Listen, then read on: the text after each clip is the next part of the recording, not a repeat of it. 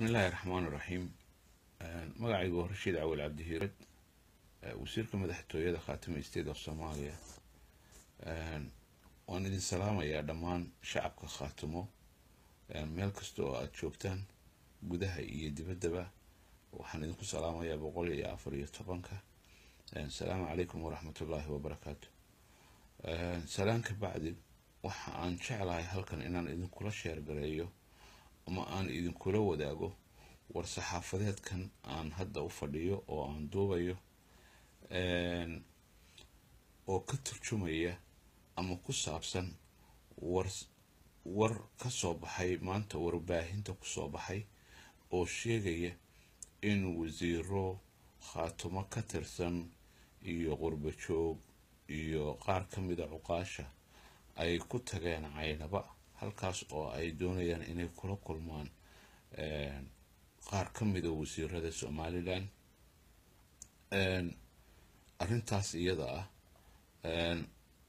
waxaan idin cadeynayaa anigu maadaama aan ahay wasiirka madaxtooyada in aanan wax xog ah iyo wax xal ah aanan kala soconin. aan ka war helay uun warbaahinta markuu ka soo baxay.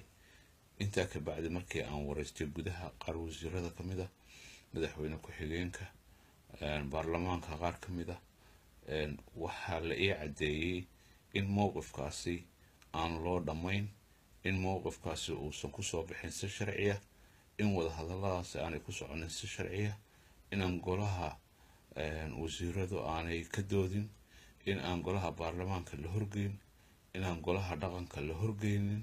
sidaa darteed wada hadalladaasi kuwa midho dhala ama midho dhal noqonaya ma aha.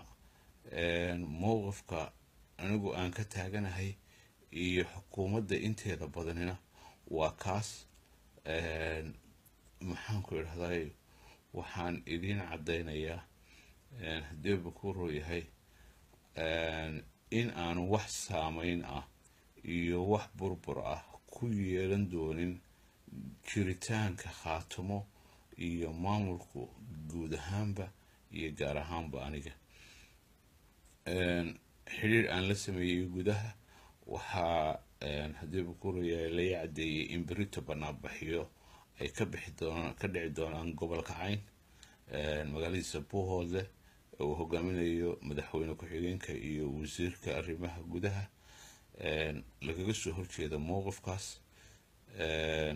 waxaan idin cadeynayaa haddii aad tihiin shicibka Khaatimo State of Soomaaliya maxaan ku idhahdaa dibadda jira iyo kuwa gudaha joogaba inaanay wax saameyn ah iyo wax dhibaato ah oo uu maamulka u geysanayo wada hadalladaasi aanu jirin.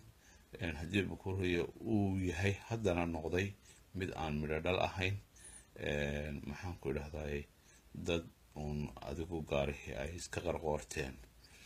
waxaan idin sheegayaa Khaatimo inay jirto, jirina doonto, kuna shaqayn doonto rabitaanka shacabkeeda iyo wixii loo igmaday ee ahaa xoreyn iyo midayn.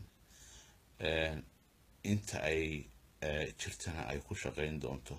wax kasta oo shacabka Khaatimo uu diido oo ka soo horjeedana way ka reebanaan doontaa.